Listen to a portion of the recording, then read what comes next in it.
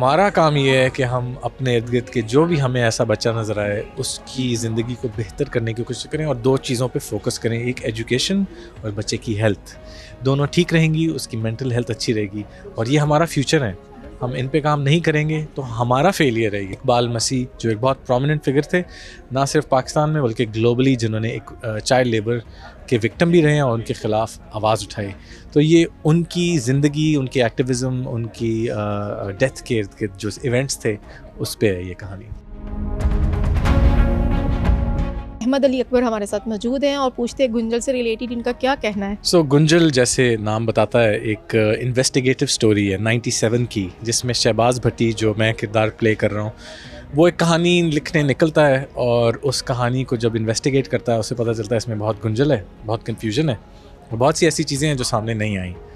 तो वो कहानी लिखने जब निकलता है उससे एक बहुत प्रोमिनेंट कैरेक्टर जो उस वक्त का एक एक्टिविस्ट था, बच्चा था, जो हमने फ़िल्म में इरफान मसीह नाम रखा है, लेकिन इंस्पायर्ड है इकबाल मसीह। अगर आपके व्यूअर्स को नहीं पता तो उनको जाके गूगल करें। इकबाल मसीह जो एक बहुत प्रोमिनेंट फिगर थे, ना सिर्फ पाकिस्तान में बल्कि ग्लोबली, जिन्होंने एक चाइल्ड लेबर के विक्टिम भी रहे हैं और उनके ख़िलाफ़ आवाज़ उठाई। तो ये उनकी ज़िंदगी, उनकी एक्टिविज़म, उनकी डेथ के इर्द गिर्द जो इवेंट्स थे उस पे है ये कहानी। जब आपके पास ये स्टोरी आई तो आपने उसके पढ़ने के बाद फ़ौरन क्या फ़ील किया कि इमोशनल स्टोरी है, मैं इसको करता हूँ, लोग मज़ीद पहले ही लोग माशाल्लाह इतने फ़ैन हैं, आपको प्यार करते हैं माशाल्लाह, और आप हमेशा इस टाइप की क्रिएटिव टाइप की चीज़ें हमेशा हट के करते हैं। तो जब गुंजल की आपने स्टोरी पढ़ी, आपके पास आया, तो आपने उस टाइम आपकी क्या फीलिंग्स थी? तो क्या आपने कहा कि मैं इसको एक्सेप्ट करूँ, ना करूँ? तो फेजेस में आई। पहले शोएब सुल्तान जो डायरेक्टर हैं वो मुझसे मिले, तो हमने खाना खाया, उन्होंने बताया कि मैं फ़िल्म बना रहा हूँ। हाँ, हमने बैठ के खाना खाया, हमने पूरी मीटिंग की। मीटिंग अक्सर होती हैं इसी तरह रेस्टोरेंट में बैठ के। तो मुझे उन्होंने बताया कि मैं इकबाल मसीह से इंस्पायर्ड कहानी पे काम कर रहा हूँ एंड आप मुझे लगता है इस कैरेक्टर के लिए सही रहेंगे। मैंने कहा इकबाल मसीह सुना तो मैंने कहा मुझे हमेशा लोग कहते रहे हैं कि रियल इवेंट्स, और मेरा अपना भी दिल चाहता था कि मैं पाकिस्तान के रियल इवेंट्स पे कहानी पे काम करूं और किसी हीरो पे काम करूं। एंड इकबाल मसीह एक हीरो रहे हैं हमारे। फिर जब उन्होंने मुझे 2 महीने बाद स्क्रिप्ट भेजी, जब मैंने पढ़ी, तो क्योंकि स्क्रिप्ट का मैंने इंतज़ार किया, जब तक स्क्रिप्ट अच्छी नहीं होगी, चाहे जो भी एक्टिविज़म हो, जो भी हो, तो फ़ायदा नहीं है। तो मैंने स्क्रिप्ट पढ़ी, मुझे बहुत मज़ा आया। बहुत एक डिफरेंट स्क्रिप्ट थी और मुझे कैरेक्टर भी पसंद आया। उसकी नज़र से एक ये कहानी खुल रही है, तो मैंने कहा कि ये तो समझ रहा है, वो गुंजल को आहिस्ता आहिस्ता खोलने की कोशिश कर रहा है। तो इस तरह की कहानियाँ इन्वेस्टिगेटिव जर्नलिज्म पे मुझे बहुत पसंद है। तो मैंने कहा ये बड़ी अच्छी अपॉर्चुनिटी है, करनी चाहिए। इमोशनल स्टोरी की वजह से लोग इसको देखेंगे या कोई और रीज़न है? ऐसी क्या बात है गुंजल में जो लोग इसको देखेंगे? मतलब एक बच्चे की रीज़न है या इमोशनल है या एक चाइल्ड पे बनाई गई, मतलब लाइक व्हाट, क्या, क्यों लोग इसको देखना चाहेंगे? ये एंटरटेनिंग है, इसमें अच्छा म्यूज़िक है, इसमें अच्छी कास्ट है, रेशम है, अहमद अली भट्ट हैं, आमना इलियास हैं, चाइल्ड एक्टर्स हैं जिन्होंने बेहतरीन काम किया है। एक ये वजह है, एक ये कि हीरो पे है हमारे, और हम चाह रहे थे कि एक मैसेज ओरिएंटेड फिल्म जो साथ एंटरटेनिंग भी हो। फिर क्राइम थ्रिलर है, क्राइम थ्रिलर्स बड़ी कम होती हैं, तो ऐसा ही है। तो मैंने इसलिए भी मुझे मज़ा आया, पढ़ के भी मज़ा आया, और बेहतरीन कहानी है और एंड तक आपको एंगेज रखेगी।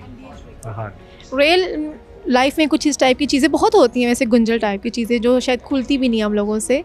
तो क्या इस टाइप के रियल में कुछ स्टोरी आपके सामने आए जो बहुत बड़े माफिया में भी चली जाती हैं, बच्चों के साथ जो भीख मंगवाते हैं, बहुत सारी चीज़ें होती, बच्चों की लाइफ ख़राब हो रही होती है। तो कभी इन टाइप की चीज़ों में रियल में आपने कोशिश की है कि हम मतलब उन चीज़ों में जाएँ, उनको बेहतर करने की कोशिश करें? लाइक एक मूवी में तो हम सबक दे देते हैं लोगों को और कहते हैं कि वो बेहतर करें, ज़िंदगी को अच्छा बनाएं, बट रियल में कुछ इस पर आवाज़ क्यों नहीं उठाता? मैं दाद देता हूँ सारे एक्टिविस्ट जो डिफरेंट इश्यूज़ पे आवाज़ उठाते हैं, उनकी बहादुरी को, उनकी हार्ड वर्क को, और हर बंदा अपने तौर पे जितना कर सकता है उसे करना चाहिए। चाहे आप एक्टिविस्ट ना भी हों, अगर आपको वो इश्यूज़ अपने इर्द गिर्द, अपने घर में, अपने घर के इर्द गिर्द लोगों में उस तरह के इश्यूज़ मिलें, तो आपको कोशिश करना चाहिए कि उनको रेक्टिफाई करें, उनको ख़त्म करें। हम आर्टिस्ट हैं, हमारा काम है कि हमारी एक पावर होती है, एक आवाज़ होती है जो सुनी जाती है। तो हमारी ये कंट्रीब्यूशन है कि हम अपने आर्ट के थ्रू आवाज़ उठाएं। तो ये मेरा प्लान है कि इन द फ्यूचर मैं प्योरली एंटरटेनमेंट भी करना चाहता हूँ, ऐसी बात नहीं है, बट अगर उसमें इस तरह मैसेज हो तो करना चाहिए। मैं अपने तौर पे करता हूँ, मैं कोशिश करता हूँ लोगों को ना पता चले, लेकिन मैं अपने तौर पे ज़रूर जितना कर सकूँ करता हूँ। गुंजल वन लाइन में आपने बताया कि एक मतलब चाइल्ड बच्चा है, उसकी स्टोरी है, तो इसमें क्या मैसेज देना चाह रहे हैं आप लोगों को कि वो इन टाइप की चीज़ों से, उन बच्चों को भीख मांगने वाले लोग हैं, बच्चे हैं, या उनकी लाइफ बर्बाद हो रही है चीज़ों में, बहुत सारी चीज़ें ऐसी हैं, तो वन लाइनर इस मूवी को हम क्या कहेंगे? देखिए, ये हमारे मुस्तकबिल के बारे में है। ये है 97 की कहानी, लेकिन ये आज भी उतनी ही रेलेवेंट है, क्योंकि चाइल्ड लेबर ना सिर्फ पाकिस्तान बल्कि पूरी दुनिया में चाइल्ड लेबर एक बहुत बड़ा इशू है, और ये कम घरों में बच्चे काम करते हैं, उनके साथ भी बहुत सारी इस टाइप की चीज़। बिल्कुल, और जिस गुर्बत में पैदा होते हैं उनको काम करना पड़ जाता है। तो हमारा काम ये है कि हम अपने इर्द गिर्द के जो भी हमें ऐसा बच्चा नज़र आए उसकी ज़िंदगी को बेहतर करने की कोशिश करें, और 2 चीज़ों पे फोकस करें, एक एजुकेशन और बच्चे की हेल्थ। दोनों ठीक रहेंगी, उसकी मेंटल हेल्थ अच्छी रहेगी, और ये हमारा फ्यूचर है। हम इन पे काम नहीं करेंगे तो हमारा फेलियर है ये। सो इससे ये है कि मेरी आंखें खुली इस फिल्म की प्रोसेस के थ्रू, और बहुत सी ऐसी चीज़ें जो पहले हम देखते थे लेकिन कुछ करते नहीं थे, तो ये मैंने अपने तौर पे भी खुद पे भी तब्दील। पर्सनली आप कितना इमोशनल हुए इस मूवी को करते हुए शूट के दौरान?